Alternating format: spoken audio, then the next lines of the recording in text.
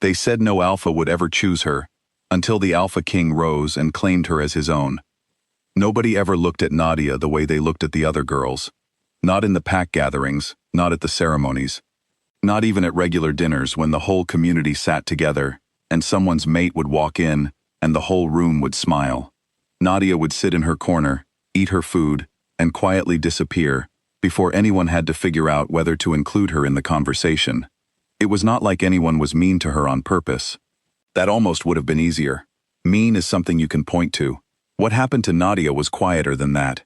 It was just, she was never the first person anyone thought of.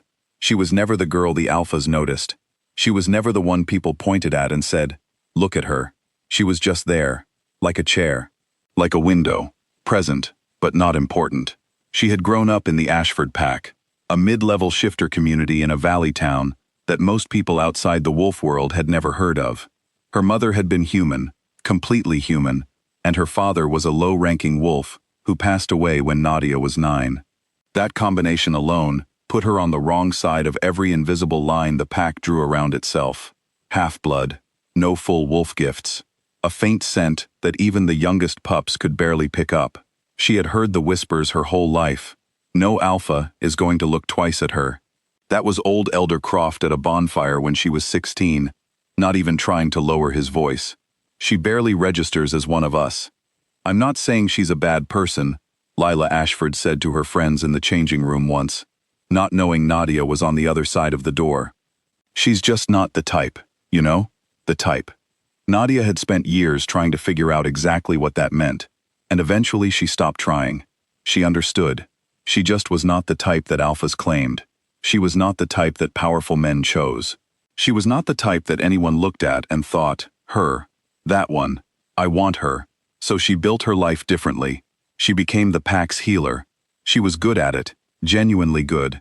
The kind of good that comes from years of careful attention, because nobody is handing you anything for free. She learned every herb, every remedy, every pressure point.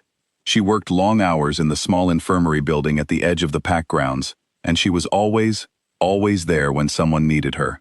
People liked Nadia fine. They just never thought about her when she wasn't standing right in front of them. Her closest friend was a girl named Raya, who had been with her since childhood, and who had the habit of grabbing Nadia's hand at random moments and squeezing it without saying anything, because Raya understood that some things did not need to be spoken. Raya used to say, "Nadia, you are the most overlooked extraordinary person I have ever met." Nadia used to laugh and tell her to stop being dramatic. She did not fully believe it, but she held on to it anyway, on the harder days. The day everything changed was a Thursday. Nobody warned her, that was the thing. The whole pack knew the Alpha King was coming. His name was Cyrus, and even saying his name out loud in the pack hall made people straighten their backs. But nobody thought to tell Nadia to be anywhere specific. Why would they? She was the healer. She would be in the infirmary. She was always in the infirmary. The Alpha King of the 7 territories visited packs like this maybe once a decade. He sat above every alpha, every elder, every council. His word was the final word on anything that mattered in their world. He was 30 years old and had ruled since he was 18, and the stories about him ranged from deeply respectful to slightly terrifying, depending on who was telling them. Nadia had heard all the stories. She just did not think any of them had anything to do with her. She was reorganizing a cabinet of wound supplies when one of the junior pack members knocked on her door and said Elder Croft's back had flared up again, the same old injury, and could she bring something for the pain to the main hall because he refused to leave the assembly. Nadia packed a small bag, pulled her hair back, and walked across the grounds toward the hall without thinking much about it. She pushed open the side door and stepped in. The hall was full. Every senior member of the pack was there, plus the Alpha King's traveling council, plus Cyrus himself at the far end of the long table. Nadia did not look at him immediately. She was scanning for Elder Croft, who was somewhere to the left. She was halfway across the room when she heard it go quiet. Not all at once. In a wave, starting from the head of the table and spreading outward, like a ripple in water. People stopped mid-sentence. A chair scraped. Someone set down a glass a little too hard. Nadia looked up.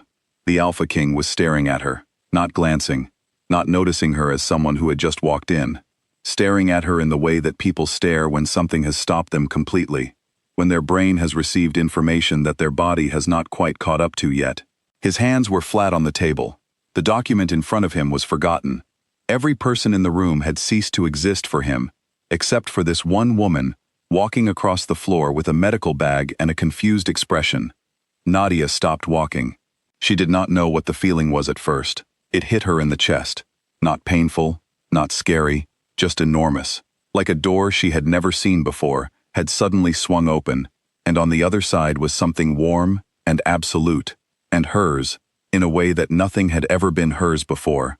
She would learn later that this was the mate bond. She would learn later that for an alpha king, the bond was more powerful than anything else in the wolf world. Irreversible, undeniable, above every law and every bloodline, and every social rule the pack had ever invented. Right now, she just stood there, holding a bag of pain medicine, while the most powerful man in her entire world looked at her like she was the answer to something he had stopped hoping to find. Cyrus stood up. The room made a sound. Not quite a gasp, more like everyone inhaling at the same time. Alpha Kings did not stand for pack members. It just was not something that happened. He walked toward her. The crowd moved without being told to. He stopped a few feet in front of her, and for a moment, neither of them spoke, and the entire hall was so quiet, you could hear the wind outside. "What is your name?" he asked. His voice was calm, steady, like a man who is absolutely certain of where he is and why he is there. "Nadia," she said. Her voice came out steadier than she expected. He nodded slowly, like she had just confirmed something he already knew. "Nadia," he said. Then he turned, keeping her at his side, not behind him, beside him, and he faced the hall full of people who had spent 23 years looking through this woman. "She is my mate," he said, "and I will be making that formal before I leave this territory." The silence that followed was a different kind of silence. It was the silence of an entire room rearranging itself. Nadia was given a quiet room while the pack's political chaos sorted itself out. Raya was with her in minutes, sitting on the floor next to her chair, because that was just how Raya was. Raya cried.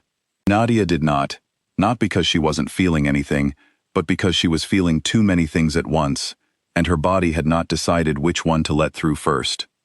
What she felt, underneath everything else, was something she had not expected. Anger. Not at Cyrus. At the years.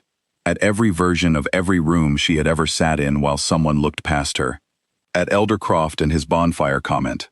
At Lila in the changing room. At the 50 small moments over 23 years, when she had quietly shrunk herself down because nobody seemed to want her to take up space. They did not see her differently now because she had changed. She was the exact same person she was yesterday. The same half-blood healer with the faint scent who reorganized medicine cabinets at 6 in the morning and ate alone at packed dinners. Nothing about her was different. The only thing that was different was that the most powerful man in their world had looked at her and recognized something. And now, suddenly, everyone else could see it too. Cyrus knocked on the door before entering. She noticed that, the knocking, the asking. She opened it herself. He came in and sat down without any ceremony, and he looked at her in that same direct way and said, "You have questions. Ask them." She asked everything. She asked how the bond worked. She asked what he actually knew about her. She asked what this meant for her life, her work, her home. She asked if she had a choice. He answered all of it. He told her the bond was real and permanent on his end, but that he was not going to drag her into a life she did not want. He told her what he knew about her, which was more than she expected, because he had been quietly asking his counsel questions since the moment he recovered the ability to speak. He told her this would change her life completely, and he was not going to pretend otherwise, and the decision was hers. Then she asked him, "Why me? Out of everyone?" He was quiet for a moment. He looked at her, really looked at her, the way he had been looking at her since she walked into the hall. "I don't think that's the right question," he said. "The right question is why everyone else couldn't see what was right in front of them." She did not cry then either, but it was close. She took a day. She spent most of it in the infirmary. Old habit, old comfort. And she thought about everything with the careful, methodical mind she had built for herself over years of doing important work alone. She thought about what she actually wanted, not what she was allowed to want, not what she had been told was reasonable for someone like her. What she, Nadia, actually wanted for her life. She had spent so long making herself small that she had almost forgotten the question was allowed. In the morning, she found Cyrus in the study that the pack's alpha had handed over without a word of complaint. He was reading. He looked up when she walked in, and something in his expression settled, like he had been waiting but was not going to pressure her, and now she was here, and that was enough. "I have one condition," she said. "Tell me." "I keep working. I'm a healer. That's not something I'm giving up." "I would never ask you to," he said. And the way he said it, no hesitation, no negotiation, told her he meant it. "Then yes," she said. Before Cyrus left the Ashford territory, he called a formal assembly, not for show, for record. Pack law required it. He stood in front of everyone with Nadia beside him, and he spoke in the official language of the 7 territories, and he named her as his mate and future queen. Every person in that hall who had ever looked through Nadia was now looking directly at her. They did not have a choice. The most powerful alpha in existence was making it impossible to look anywhere else. Nadia did not look triumphant. She was not interested in triumph. She just stood there, steady and present, in the same quiet way she had always existed in that community, except that now the community finally had to acknowledge the space she took up. Raya was in the 3rd row. She was the only one openly wiping her eyes. Nadia found her across the crowd and held her gaze for a moment, and a whole conversation passed between them without a single word. 3 months later, Nadia was settled in the capital of the 7 territories, working in the largest healing center she had ever seen. She had brought her notebooks from the infirmary. She had brought her methods. She had brought everything she had built by herself, quietly, over years of being the person nobody expected anything from. She and Cyrus were not a fairy tale. They were a real thing, which is different. They disagreed sometimes. They had to learn each other the way 2 people always have to learn each other when their lives have been completely unlike. He had grown up at the top, isolated in a different way than she had been isolated at the bottom. They met somewhere in the middle, in the honest space that 2 direct people can find when they stop pretending. They chose each other on easy days and on hard ones. That was the whole thing, really. That was all it ever was. One evening, a few months in, old Elder Marsh from the Ashford pack came to visit. Not Elder Croft, the other one, the quiet one who had always seemed to be watching Nadia with an expression she could never quite read. He sat across from her and told her that there was an old piece of writing in the pack archives, something not quite a prophecy but close, that spoke of a half-blood with a healer's hands who would eventually sit beside the king at the end of a long era of pride. "Why didn't you ever say anything?" she asked him. He looked at her for a moment. "Because you didn't need me to. You were already becoming it. You were already it. You just needed the world to catch up."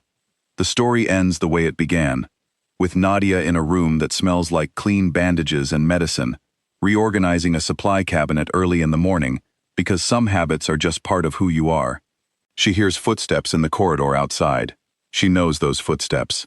She has learned them the way you learn anything that matters, slowly, by paying attention, without being told to. She is already smiling when she turns around. Some people get found quickly. Some people wait a long time. Nadia waited 23 years, and in all that time, she never became bitter. Not completely, because somewhere underneath all the quiet and the smallness, and the careful life she had built, she knew who she was. She was always enough. The world just needed someone with different eyes to prove it.